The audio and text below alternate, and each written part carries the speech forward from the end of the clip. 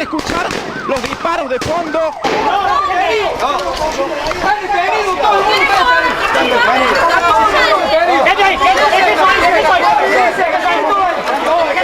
Plaza de Mayo, frente a la Casa de Gobierno, un grupo de manifestantes comenzaron a arrojar piedras y a quemar todo lo que encontraban a su paso. Cosa de comer nada más. ¿Una batalla campal para sacar las cosas, la mercadería? No sé. Miércoles 2 de enero de 2002. En medio de un año nuevo atravesado por una profunda crisis económica y social, Eduardo Duhalde asumía la presidencia de la nación por acefalía. Eran tiempos convulsos. En apenas 12 días, 5 mandatarios habían ocupado el sillón de Rivadavia tras la renuncia de Fernando de la Rúa. El presidente electo en 1999 no solo no pudo contener la crisis heredada, sino que terminó por profundizarla hasta un límite insostenible. Pero para comprender cómo se llegó a este escenario, hay que retroceder algunos años. En esos días, después de que está terminando el gobierno del presidente Menem, la crisis empezó a agravar, los movimientos sociales empezaron a hacerse más presentes cada día más, los piqueteros, los jubilados. En 1991, el gobierno de Carlos Saúl Menem lanzó la convertibilidad, $1, $1. El valor de nuestra moneda está, sin duda, perfectamente asegurada y nadie tiene que temer por la evolución futura de la paridad cambiaria. Fue un shock que transformó la vida cotidiana. La hiperinflación terminó, los precios se estabilizaron, las inversiones extranjeras llegaron y el consumo se disparó. Viajar al exterior, comprar electrodomésticos importados o ahorrar en dólares se había vuelto parte del día a día de muchos argentinos. Pero detrás de esa supuesta prosperidad, la economía quedaba atada al dólar. La industria nacional perdió competitividad, se destruyeron miles de empleos y el Estado comenzó a financiarse y sostener su modelo con las privatizaciones de empresas y servicios nacionales, como así también rutas, YPF, gas, telecomunicaciones, empresas de energía y trenes. Un modelo de negocio corrupto. La ilusión se desmoronaba y el mantener la ficticia paridad cambiaria del 1 a 1 se volvió insostenible. La plataforma económica de la convertibilidad comenzaba a tambalear. En 1999, Fernando de la Rúa ganó las elecciones presidenciales como candidato de la Alianza, imponiéndose al candidato peronista que le sucedió años después, Eduardo Duhalde.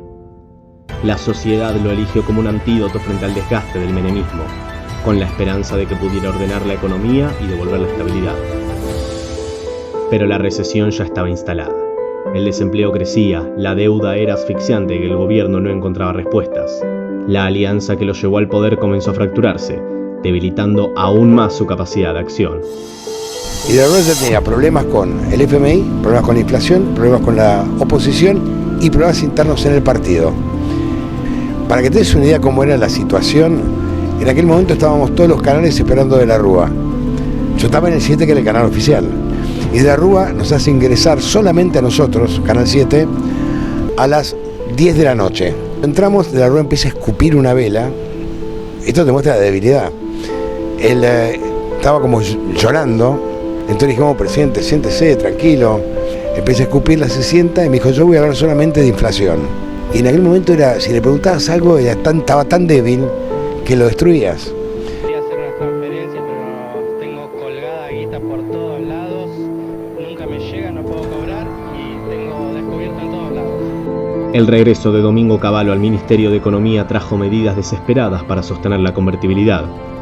El corralito, que limitaba el retiro de dinero de los bancos, fue la chispa final. Nos presentamos a reclamar nuestros ahorros, nuestro futuro de nuestros hijos, de nuestros nietos. Invocamos nuestros derechos de propiedad privada y los violaron. El corralito era que vos podías sacar del banco solamente, que no guardo ahora que si eran 300, 150 pesos dólares por semana. Y quedaba el sueldo atrapado. Y ya veníamos del plan Bonex de Menem, entonces era muy complicado para el ahorrista. Y los bancos, y había que salvar a los bancos, que estaban en una situación muy complicada. Cavallo lo que hizo fue, le había dicho a De la Rúa que necesitaba primero superpoderes y segundo que necesitaba una devaluación. y de la Rúa dijo que no, pero era fundamental en aquel momento. Entonces Cavallo había inventado la canasta de monedas, pero como el problema era financiero y económico, porque era financiero porque no había dólares, no había un peso, entonces Cavallo lo que hizo fue instrumentar el corralito para que los zorristas no saquen toda la plata, porque la gente sacaba la plata para guardar en el colchón. Entonces te permitía sacar 150 pesos por semana. Y esto generó un descontento popular enorme, fundamentalmente de la clase media. Digamos, el corralito fue el detonante. La clase media fue la que derrocó de la Rúa, que era el votante antiperonista. Y ese fue el que derrocó de la Rúa. Siempre lo convocaban a Domingo Cavallo, a pesar de todo lo que hizo. No entiendo por qué lo vuelven a convocar en el gobierno de la Rúa. Y recuerdo el día que vino de Estados Unidos, cuando el FMI ya no le daba más dinero, en octubre creo del 2001, y me acuerdo haberlo entrevistado en el Ministerio de Economía con una cara de enojado, estaba re enojado, mal. Se parece un poco a estos tiempos. La falta de efectivo llevó a que las provincias y comercios recurrieran a cuasi monedas como los patacones, mientras miles de familias empezaban a sobrevivir gracias a las redes de trueque. Y a nosotros pagaban en patacones, por ejemplo. Después vos ibas, pues mirá lo que era, vos ibas al Banco Nación, enfrente había una oficina, y vos cambiabas 100 patacones por 98 pesos. Hasta en eso te curraban. Después tenías Lecor, Lecop, tenías los Quebracho, los federales, el bono catamarqueño, el bono riojano. Era un festival de cuasimonedas porque no había plata. Millones de argentinos sintieron que sus ahorros estaban secuestrados. Las calles se llenaron de cacerolas, la protesta se multiplicó y la represión policial dejó un saldo trágico de muertos en diciembre de 2001. De la Rúa, sin apoyo político ni social, presentó su renuncia y abandonó la Casa Rosada el 20 de diciembre de ese mismo año. Y fue como una olla que empezó a hervir y rebalsó hasta que la gente dijo basta y bueno, pasó lo que pasó. La verdad era emocionante. Nacieron las asambleas, los nuevos movimientos donde la gente se pudo expresar y la verdad que el pueblo cuando dice basta, basta.